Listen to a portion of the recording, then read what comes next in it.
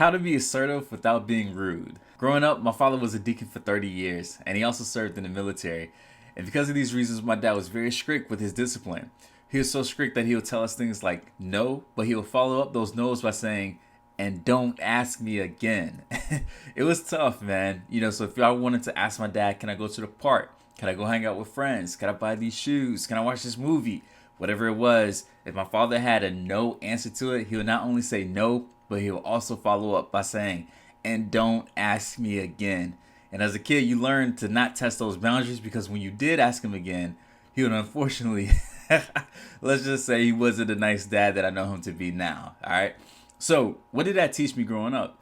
Well, guys, that taught me at a young age that you shouldn't speak up. That as a kid, you're supposed to be seen and not heard. These are all the messages that we're giving as we're kids. And the sad part about that is when you grow up, you take those lessons and you hold on tightly to them. So think about it like this.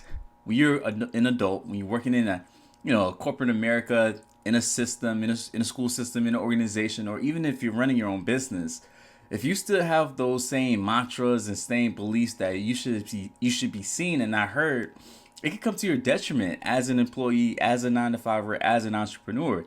Because let's face it, there's times where you have to speak up for yourself. You have to advocate for yourself. Sometimes you're going to be met with pushback, and it's up to us to fight over these objections so that we can truly get what we want. That's the beautiful thing about being assertive and being able to do it while not being rude. And today I'm going to give you guys all the tips in order to help you do that. Now, one of the first things I want to ask you is, what is the purpose of you being assertive? How would your life look like? What would be different about your life if you were able to be more assertive? Being able to ask for the things that you want deep down in your soul. How would your life be different? Would your relationships be different? Would your workspace be different? Would you be making more money because you're not afraid for asking for that raise? What would be different about your life if you were able to be more assertive? Second, I would love to ask you to ask yourself this question. Every time I say yes, what is it that I'm saying no to? And every time I say no, what is it that I'm saying yes to? That's something that I love telling my clients, and I want to share it with you because think about it like this, and I'll give you guys an example. Whenever a client of mine needs to reschedule, and let's say the only time I have is at 7 p.m. at night, and here's the thing, I don't work at 7 p.m., but let's say that's the only time that I had. If I said yes to working at 7 p.m. on a Friday, guess what I'm saying no to? I'm saying no to my wife. I'm saying no to my son. I'm saying no to myself, right? And that's something that is a very, very big cost to me if I were to say no to these things, right? Or in the opposite direction, if I were to say yes to that client. So we need to start asking ourselves, before I say yes, what am I also saying no to? And when I say no, what else is it that I'm saying yes to? These are the things that's going to help you to become more assertive. And these are just a few questions. I'm going to give you some tips and strategies, but these are just a few questions that I want you guys to start to ask yourself. Now, here's the second thing I would love for you to ask yourself as you're practicing being assertive. When there's a thought that comes across your mind that's trying to convince you not to be assertive, I want you to ask yourself, what is the utility of that thought? Meaning, what is the usefulness of that thought? If your mind is telling you, hey, you're going to be you're going to be a lot. You're going to be what does it mean when you're being a lot for someone? Not a burden, right? That's the word I'm looking for. Your mind may be telling you, hey, you're going to be a burden, right? Ask yourself, if I follow that thought, what's going to happen? Well, I'm not going to ask people questions. I'm not going to fight to overcome other people's objections. Essentially, I'm just going to take what they say, and that's final. I'm not going to fight for myself. And things in life nowadays, you have to be able to advocate for yourself, whether it, again, be business, entrepreneurship, relationships, friendships, whatever the case it may be. You have to have a voice. If not, people will speak for you. People will make decisions for you. And that's how you end up with the life that you don't want to have. Okay? So it's very imperative that you guys learn these skills.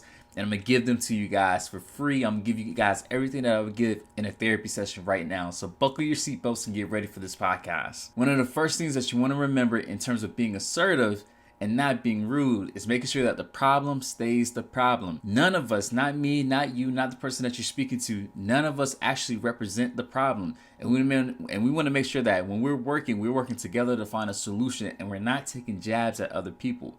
I would ask you to challenge yourself how often are you able to go back to the problem that you originally came into the discussion with and remember it. Compare that to where the conversation is now and see how far did you deter. See how far did you go off target? Because here's the thing, when we get upset, when we found that there's a problem, if we're not careful, we'll let our emotional minds get in the way of what we really need to say. That's when we start taking jabs, making judgments, and starting hitting below the belt. And here's the thing, when you hit someone below the belt, when we start to get very judgmental, the other person is not going to hear another word you said. And therefore, it's just two people screaming back at each other. It's like two walls trying to have a conversation with one another. Like, that's just not going to happen. It's not going to be productive. And you and the other person are going to waste a lot of time. But also, you guys may find yourself not speaking to each other ever again. And that would be very unfortunate based on who the person is. So, key number one, step number one, make sure that the problem stays the problem. Make sure that when you're speaking in regards to the problem that you guys are speaking of. Make sure you're not using too many yous, and you'll see this in another statement. But you make sure you're not using too many yous as you're describing what it is that you guys are trying to overcome. All right, secret number two, and I kind of alluded to this in the previous one. Make sure that when you're speaking to the other person, when you're being assertive, that you're using I statements. And the reason why you want to do this is because you want to avoid placing blame on the other person. When you take full accountability for what it is that you're experiencing, feeling, doing, whatever the case it may be, it absolves the other person from any wrongdoing, and it helps them to stay intact. More specifically, their ego and their self-image gets to stay intact. And when that's intact, they're able to have a conversation with you and tell you exactly what you need to know in order to solve the problem. But here's the thing, a lot of times people put their problems and the solutions outside of them by using words like you. Like, you should have known better. You shouldn't have been late. You. And these are kind of like little jabs, almost like little pellets that we're shooting at the other person. And if we're getting attacked, guess what we're going to do? We're going to defend ourselves. So that's why I'm telling you, make sure that you're able to use these I statements to make sure that you keep the other person's integrity, self-image, self-concept intact, so that way you guys can actually have a helpful, peaceful conversation and find a solution together. So next time you're having a conversation, start from I, and you'll get it a lot further than you think. All right, this next one is really great, and it's called PRE, and it's an acronym, okay? PRE, and it stands for point, reason, example, okay? And what this does is helps you to be very clear and direct about what it is that you need to get the other person, the other side, to understand. So the point, what is the point that you're trying to make for the other person to understand? It's the point that, hey, this is my price, and this is the price, right? There's no going back and forth about that. Do you need to tell them, hey, like, this order, these tasks, this assignment needs to be done by next Monday instead of next Tuesday? What is the point that you're trying to get? All right, that's step number one. Step number two, you want to give the reason. Why is this point so important? Why is this price point so important? Well, this is the price because I only work with a small select few people. And to do that, I need to charge high prices so that you guys can get all of my attention. I'm not distracted by other people that's going to waste my time. That is the reason, right?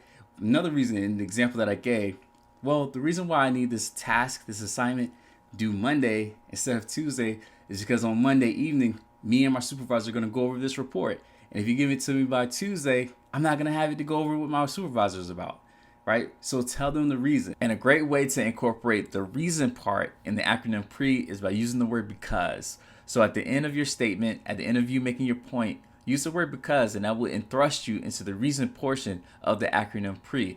So you may say something like this: I charge a high ticket price because I only work with a select few clients. And by working with a select few clients, it'll increase the likelihood that we're able to reach our goals because you're getting my undivided attention. And that is the reason part, right? Now, the last part of PRE is the E part, right? And that's the example. And I love using examples by telling stories. Stories are probably the most powerful thing that you can do in terms of communicating with people.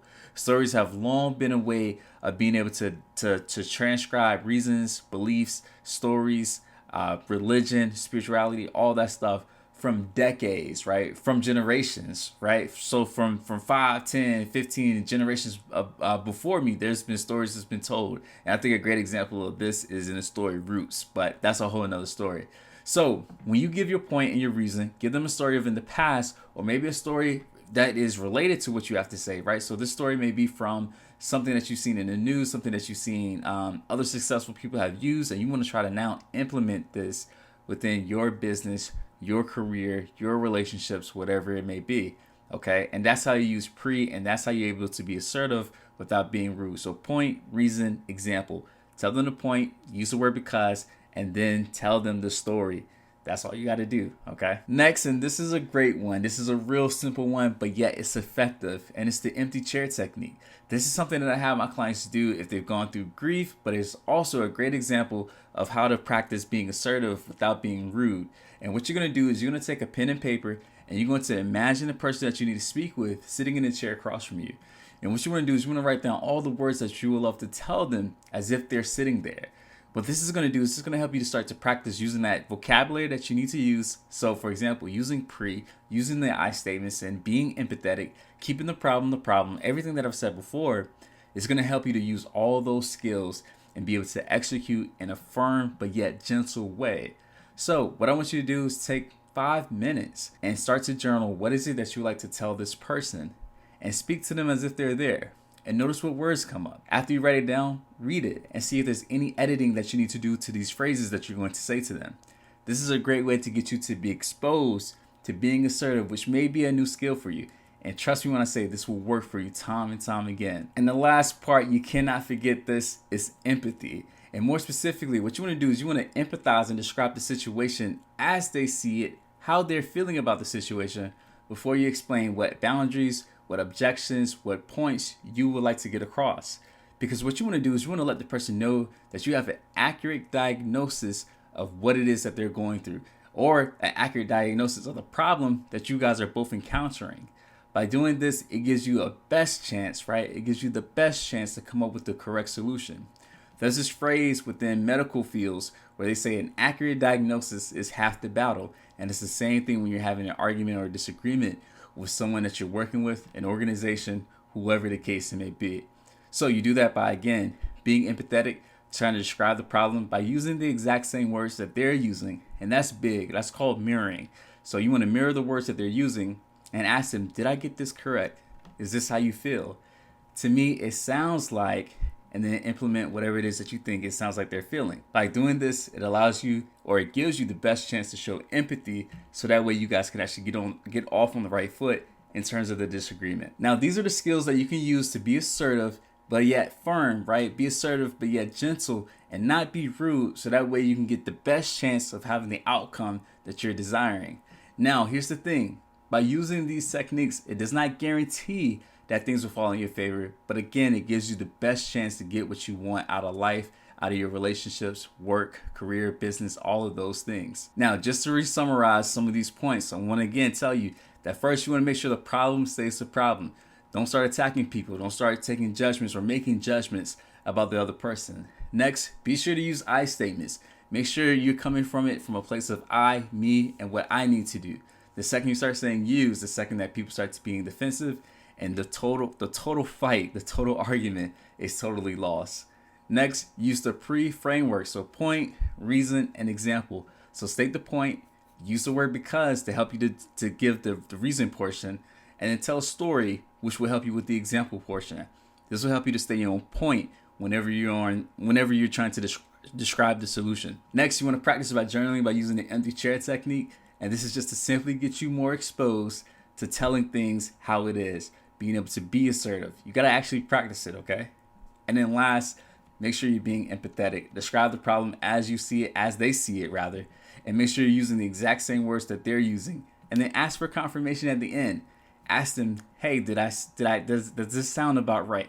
Am I explaining it correctly? Is this how you feel? And they'll let you know. And then from there, you can actually start your course towards treating this diagnosis, treating the problem as it is. So this is Coach Wells. Thank you for checking out this podcast. Don't forget to subscribe to it so you can get more content like this.